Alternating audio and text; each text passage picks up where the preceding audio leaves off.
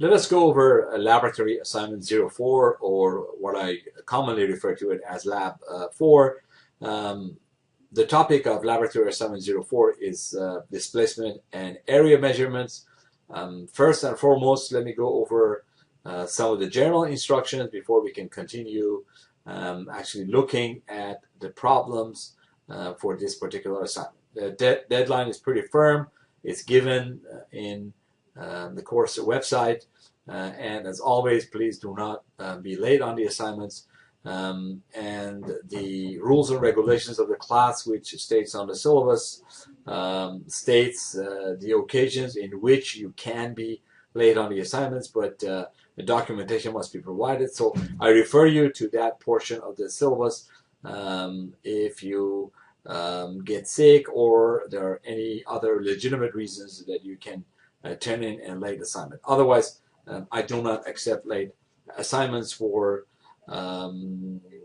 baby shower, for any other reason. Those are not acceptable, okay? And so let me go over some of the important notes and requirements. Make sure to read the course notes, study them carefully, and watch all the recorded lectures for this assignment. I do have a way of tracking who is spending what amount of time on each assignment. If you don't have time for an assignment, you got to make time. I know life could be pretty hectic at times, but there is no way around that. This course is one of those courses that multiple subjects, they converge and they emerge, and we really can't, there's no way around that. So that's very important for us to realize that. Also, you feel free to use any type of a software to check or verify your handwritten or typed step-by-step solution. I do not accept just an output from a computer program, but feel free to check that to verify your results. Some of you guys ask me if you can use that to verify your results. You can do that. However, make sure that you follow item number 4 here. Make sure that you solve all the problems by hand, and show me all the steps. I cannot really read your mind. I can grade what I see on the paper, and that's what I always do, and I don't plan to deviate from that rules. I cannot determine any other way of knowing who knows the material and who doesn't. And really, that's the simplest form I can pretty much put that in. So very important to have one problem per sheet. There's one simple reason for that, and that is it makes it much easier for me to follow your solution and grade your solution. So if you really want me to follow it, be able to read it, put it on one problem per sheet. That is the standard practice in engineering companies out there. Every time you have a calculation, it must be concise, it must be clear. Otherwise, you may lose your job, you may get fired. Here, we don't fire anybody. In this class, we just want to make sure that you guys understand what's involved, and for that reason, I ask you to please submit your assignments in a legible and neat format so I can read it. Okay, so let me go over the problems here. Part 1 is pretty much listed all the measuring devices, and there are 6 of them. You can read more on them. You can read more about them from the handout, on the handout that I give out related to this lab. Then you can read more about that. Note that none of them are 100% accurate, and there are inaccuracy associated with all of that. The planimeter, which is used for area calculation, and the precision of that is different. You know, there's no. I'm not aware of any type of a range that's given out there by the manufacturers or people working in the field for the planimeter. So let me take a look at the first problem. Let me bring this down to part one. So a pneumatic displacement gauge with certain information is given here. You're also supplied the pressure. There is some random fluctuation in the pressure, and also there is an uncertainty of 12.44 Pascal associated with the differential pressure that do exist, and that comes from a water manometer. So this is also another uncertainty associated with this particular problem. So there are two uncertainty associated with this problem. One is the fluctuation in the supply pressure. It has a random fluctuation of 483 Pascal. Please keep that in mind when you do the calculations. And there are also another uncertainty of 12.44 P sub A in measuring the differential pressure P sub D minus P sub A. So you keep that in mind.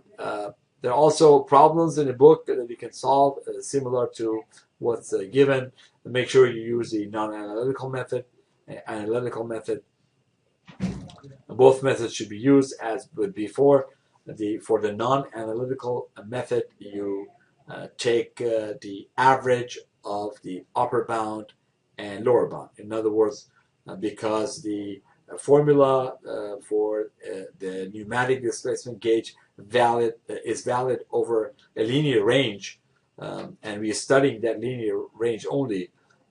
For that case, there is an upper bound and lower bound. In order to get us to calculate the uncertainty using a non-analytical method, we simply take the average of those. So first you're going to plug in the lower bound to the equation.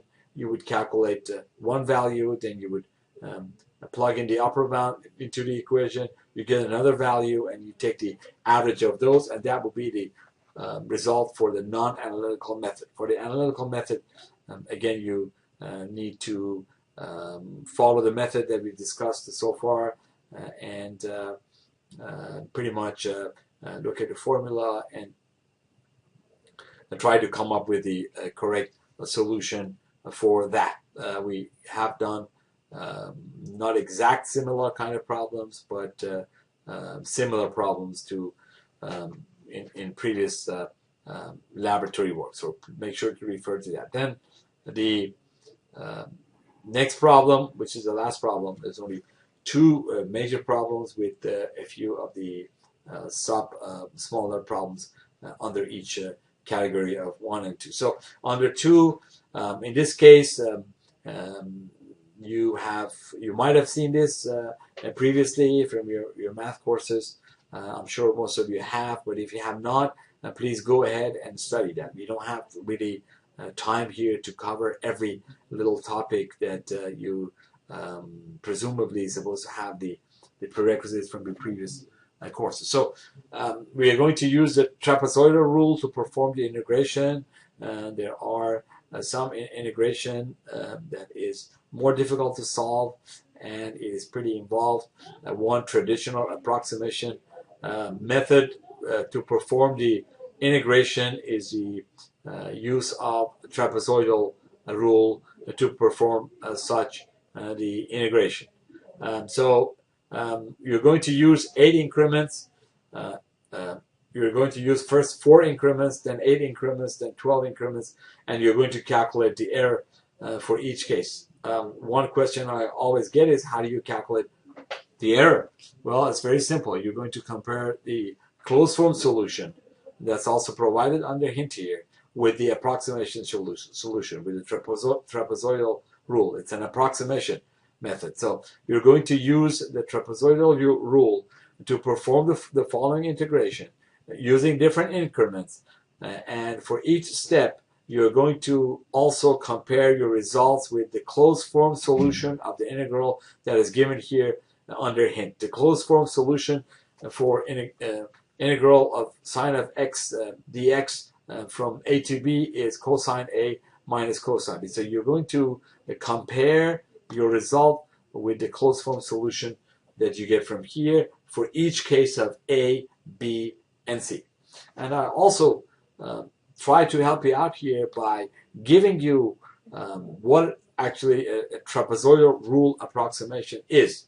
For example, if you have a function fx dx, that is the integral itself is from we need to integrate a to b function f sub x from a to b. So let me rephrase this. If you have a function f sub x, and if we would like to take the integral of that function from a to b, we are going to use an approximation method called a trapezoidal rule. The trapezoidal rule in that case is given as such. H over 2 multiplied by y sub 0 plus 2y sub 1 plus 2y sub 2 plus so on all the way to y sub n. And in this case, the question is, your n would be 1, 2, 3, 4, depending on the number of the way you want to approximate the number of trapezoid, the number of areas that you have under this integral, and then this applies to the subintervals of length h. So the next question is, what is h? H is b minus a divided by n. For example, for this particular integral, if it's supposed to be from 0 to 20, for example, of certain function, your h would be 20 minus 0 divided by, depending on number of increments that we have. So you would divide that up by the number of increments. It is pretty useful method of approximating the integrals, and one you should be familiar with that. So that's really all about Lab 04. There's not much else to that, but again, I want to go back and re-emphasize that in order for you to do any type of a laboratory assignment, including laboratory assignment 04, whether it's for this class or any other class, you need to be familiar with the knowledge that's prerequisites to that laboratory. And of course, knowledge is something to be gained. None of us, we were born with it. So we all may be rusty on some aspects. We need to go ahead and review and re-review until we actually learn the material. That brings me to the end of the lecture on laboratory assignment 04. Thank you.